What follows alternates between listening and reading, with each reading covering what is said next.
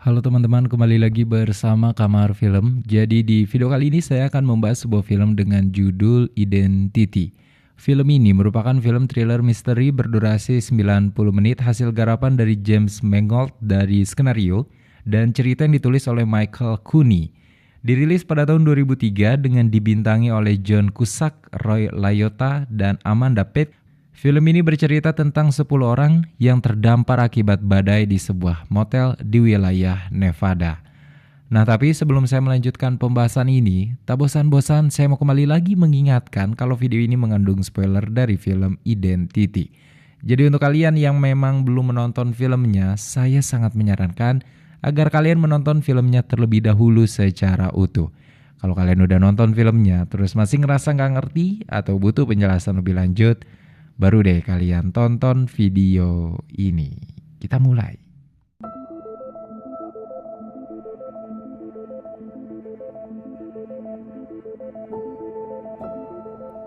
Ada seorang psikiater yang telah mengajukan diri sebagai saksi pembela sedang mengecek berkas kasus terpidana bernama Malcolm Rivers yang sedang menunggu eksekusi atas pembunuhan massal keji yang terjadi di sebuah gedung apartemen pada tanggal 10 Mei di tahun 1998.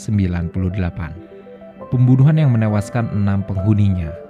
Dr. Malik, psikiaternya, kembali mendengarkan rekaman suara dari percakapannya bersama Malcolm untuk memperkuat pembelaannya di persidangan.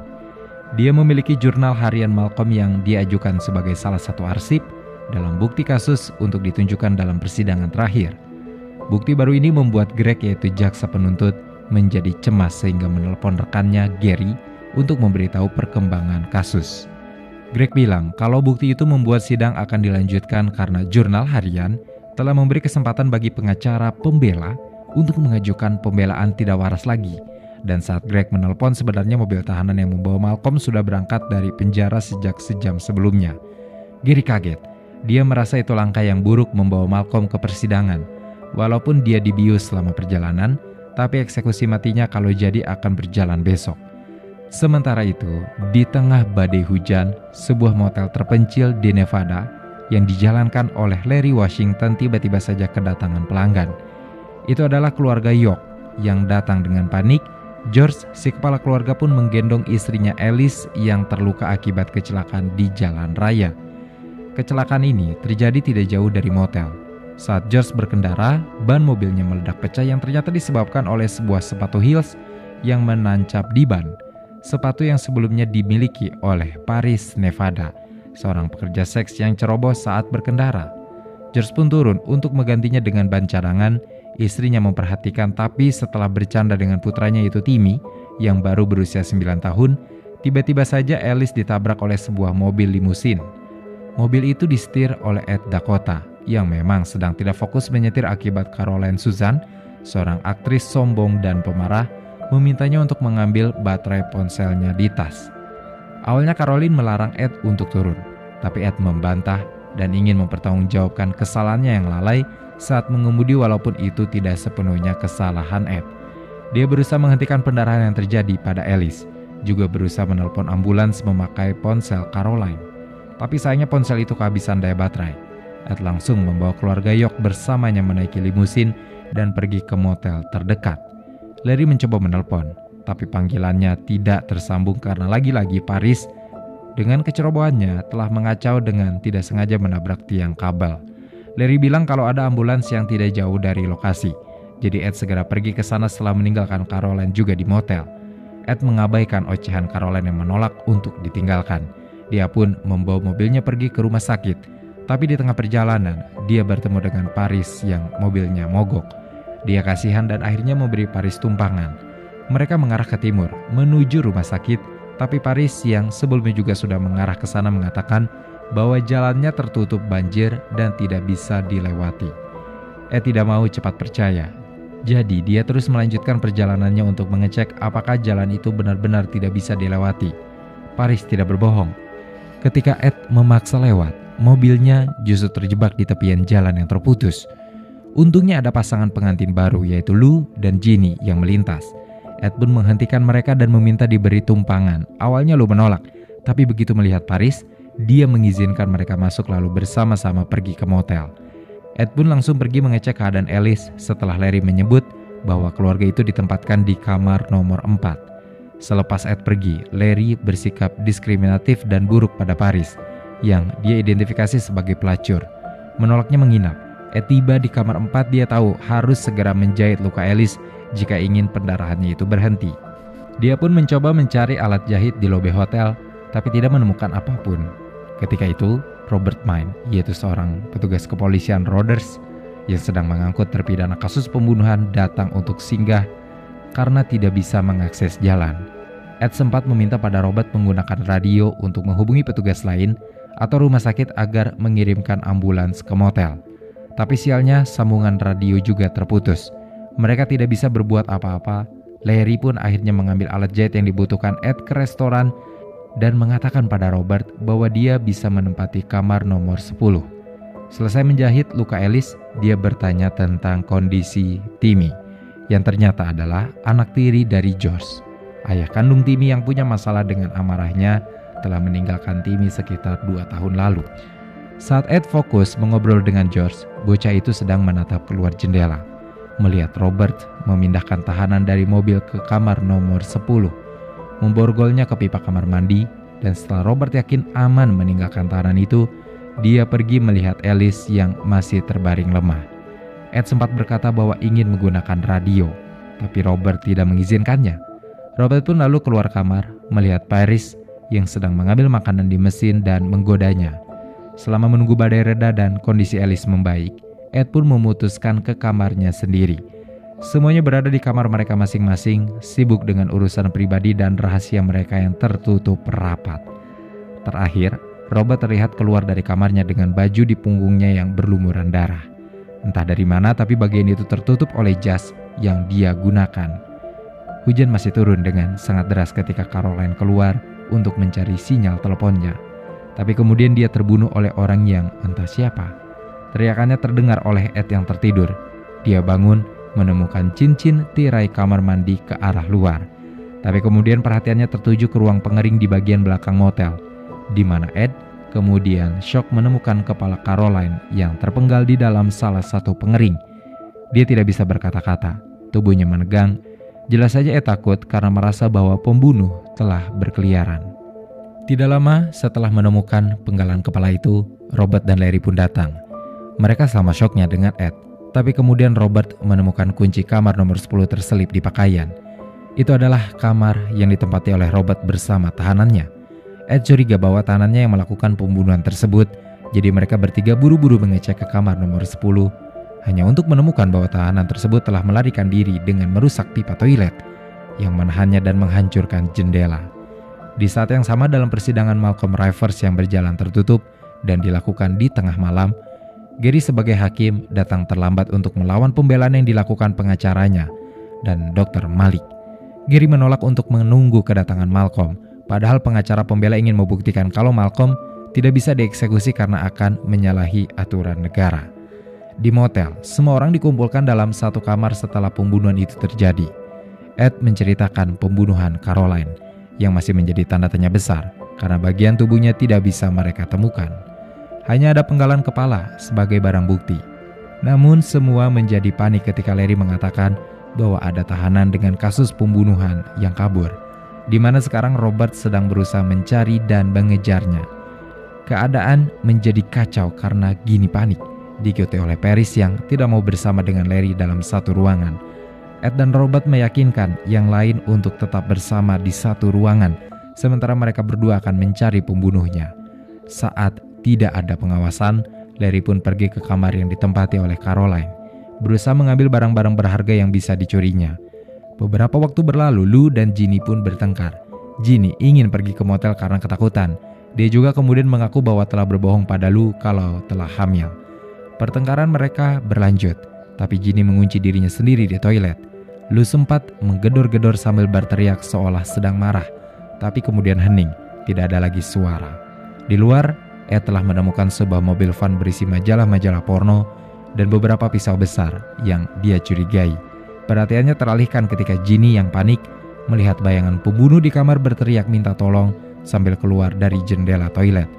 Semua orang langsung mengecek ke kamarnya, tapi hanya menemukan lu yang telah tewas dengan tubuh bersimbah darah. Tidak lama setelah itu, tahanan Rodgers yang lepas telah berjalan cukup jauh meninggalkan motel. Dia menemukan bangunan tua di kejauhan dan masuk ke sana. Tapi ketika dia merasa yakin sudah aman, anehnya dia malah kembali lagi berada di motel. Muncul di bagian restoran. Robert memukulnya hingga tidak sadarkan diri. Dia mengamankan tahanan dibantu oleh Ed. Mereka mengikat tahanan di tiang restoran motel. Larry ditugaskan menjaganya, sementara Ed dan Robert akan mencoba radio kembali untuk melaporkan kejadian di motel. Larry awalnya menolak tugas penjagaan tersebut karena takut, tapi Ed memaksa. Alice akhirnya sadar dari kondisinya. Dia memanggil Timmy dan meminta aspirin kepada George. Kondisi terasa makin tidak terkendali sekarang. Paris pergi kembali ke kamarnya untuk mengambil barang, meninggalkan Ginny tanpa pengawasan di ruang yang sama dengan George. Paris baru saja selesai mengambil barang-barangnya ketika Ed muncul mengagetkan. Dia pun menegur Paris karena berkeliaran sendiri setelah 2 pembunuhan terjadi. Namun, kemudian Paris ikut dengan Ed untuk mengambil foto TKP kejadian Lu. Di ruangan itu Ed sedikit bercerita tentang pekerjaan sebelumnya sebagai polisi sambil mengambil foto. Saat memotret tubuh Lu, ada yang janggal di kamarnya. Ed mengambil benda tersebut yang ternyata adalah kunci kamar nomor 9. Paris berasumsi bahwa si pembunuh sedang menghitung mundur dan mengincar mereka satu persatu. Saat Ed menunjukkan kunci itu ke Robert, mereka melihat Larry yang justru keluar dari lobi, menandakan dia telah meninggalkan penjagaannya dari tahanan. Ketika mereka masuk kembali ke restoran, Robert menjadi marah karena tahanannya ditemukan dengan kondisi tewas terbunuh secara tragis. Tongkat baseball menancap di mulutnya dan masuk melalui tenggorokannya. Robert dan Ed pun menginterogasi Larry, di mana kemudian Robert menemukan kunci nomor 8 di sebuah tubuh tahanan dan Ed yang menemukan dompet milik Caroline di dalam kotak peralatan Larry. Pria itu terus dipojokkan untuk mengakui kejahatan yang mungkin memang tidak dilakukannya. Larry panik. Dia menyandar Paris, tapi Paris berhasil mendorongnya mundur dan lepas dari todongan senjata Larry. Ketika Paris ingin berdiri, dia berpegangan pada gagang kulkas, tidak sengaja membukanya dan menemukan mayat yang telah membeku di sana. Ketika yang lain syok dengan keberadaan mayat tersebut, Larry mengambil kesempatan dengan kabur ke truknya, berniat untuk melarikan diri. Tapi dia kemudian secara tidak sengaja menabrak George ke tempat sampah saat dia mencoba menyelamatkan Timmy agar tidak tertabrak. George terbunuh karena hal itu. Kembali ke persidangan, pengacara pembela Malcolm menegaskan bahwa kliennya itu menderita gangguan mental identitas disosiatif ekstrim yang membuatnya tidak menyadari kejahatan yang membuatnya dihukum. Jurnal harian Malcolm juga ditunjukkan oleh pengacara yang membuktikan bahwa Malcolm sebenarnya menyembunyikan 11 kepribadian yang berbeda dalam dirinya.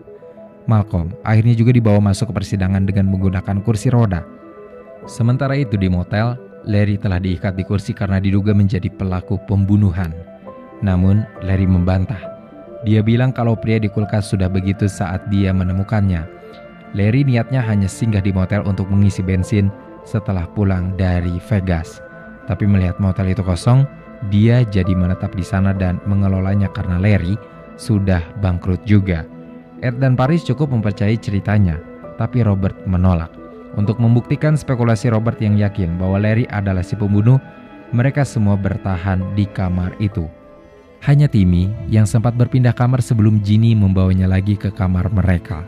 Robert dan yang lain masih berdebat, tapi kemudian Robert menemukan Alice yang masih berada di tempat tidur sudah mendingin dan tewas. Awalnya mereka pikir Alice meninggal karena kondisinya yang terluka, tapi Robert kemudian menemukan kunci lagi untuk kamar nomor 6. Mereka bertanya-tanya di mana bagian nomor 7, tapi kemudian mereka mengecek tubuh George dan menemukan kunci itu berada di kantung kemejanya. Sekarang semua orang menjadi bingung tentang siapa pelaku sebenarnya. Ginny dan Paris berpikir kalau tempat itu terkutuk oleh roh-roh suku Indian yang mati di lokasi tersebut atau semacamnya. Ed merasa harus ambil tindakan cepat sebelum ada korban lagi. Jadi dia menyuruh Paris membawa Ginny dan Timmy menggunakan mobil untuk menjauhi motel sampai pagi. Namun baru saja Ginny dan Timmy masuk ke mobil, terjadi ledakan yang sangat besar. Anehnya tidak ada tubuh mereka yang tersisa. Robert mulai menuduh bahwa Ed yang melakukan pembunuhan dan menyebabkan kematian. Tapi keanehan terus terjadi dengan menghilangnya korban-korban yang lain. Semuanya menghilang, tak berjejak sama sekali. Paris mengalami gangguan mental, mengungkapkan hari ulang tahunnya pada 10 Mei, yang kemudian membawa mereka semua menyadari bahwa ke-11 orang di motel lahir pada 10 Mei juga, yang juga merupakan hari ulang tahun Malcolm, dan hari dia melakukan pembunuhan. Ed pun memberikan kartu ID mereka di kantor, menemukan bahwa masing-masing dari mereka diberi nama sesuai negara bagian, dan ulang tahun mereka semuanya cocok. Ketika yang lain keluar dari lobi motel setelah terjadi sambaran petir, Ed terpanggil oleh suara Dr. Malik yang memperlihatkan ternyata Ed adalah bagian dari kepribadian Malcolm. Ed hadir di ruang sidang dengan keadaan bingung karena seingatnya dia berada di dalam motel. Dr. Malik meminta Ed untuk menceritakan apa yang dia alami selama di motel. Dia juga menunjukkan foto Malcolm yang sebenarnya tidak lain adalah dirinya sendiri. Tapi Ed mengaku tidak mengenalinya sama sekali. Malik menjelaskan bahwa Ed adalah salah satu kepribadian yang diciptakan Malcolm Rivers saat kecil. Ed tidak percaya sampai Malik memberinya cermin supaya melihat wajahnya sendiri. Hal ini membuat Ed kaget dan panik. Malik menjelaskan bahwa pengobatan yang dijalani Malcolm membuat kewajaran bahwa satu persatu identitas itu lenyap dalam pikiran. Mencari identitas yang dominan dan mencari juga pelaku pembunuhan 4 tahun lalu. Jika si pelaku sudah pergi dari pikiran Malcolm, maka hukuman untuk Malcolm akan dihentikan. Untuk mempelajari dan mengamatinya, Edward diminta Malik untuk menyingkirkan si pembunuh. Saat itu di motel, Paris menemukan file pemindahan narapidana untuk Robert dan rekannya yang tewas di dalam mobil polisi, mengungkapkan bahwa Robert adalah penjahat yang telah membunuh petugasnya dan menyamar.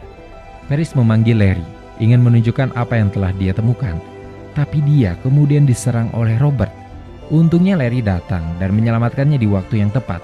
Tapi karena lengah, Larry kemudian ditembak mati oleh Robert. Ed yang percaya kalau Robert adalah si kepribadian pembunuh langsung mengejarnya. Kedua pria itu terlibat dalam baku tembak yang fatal, hanya menyisakan Paris yang masih hidup. Memang itu rencana Ed, membiarkan Paris tetap hidup untuk melanjutkan kehidupan Malcolm. Dalam benak Malcolm, Paris pergi meninggalkan motel menggunakan truk dan pergi menuju kampung halamannya di Fruits Rock, Florida. Dengan dihilangkannya kepribadian pembunuh, eksekusi Malcolm ditunda dan dia diperintahkan untuk ditempatkan di rumah sakit jiwa di bawah perawatan Dr. Malik. Dalam benak Malcolm, Paris menetap di kampung halamannya dan membeli kebun jeruk. Saat Paris merawat kebun jeruknya, dia menemukan kunci nomor 1 terkubur di tanah dan menemukan Timmy yang tiba-tiba muncul di depannya. Ternyata Timmy telah mengatur semua kematian di motel, termasuk memalsukan kematiannya. Timmy pun membunuh Paris, sementara Malcolm mencekik Malik, menyebabkan Van yang sedang dalam perjalanan ke rumah sakit jiwa menyimpang dari jalan dan berhenti sebelum suara Timmy mengulang puisi, yaitu puisi antagonis oleh William Hughes Burn sekali lagi. Dan film pun selesai.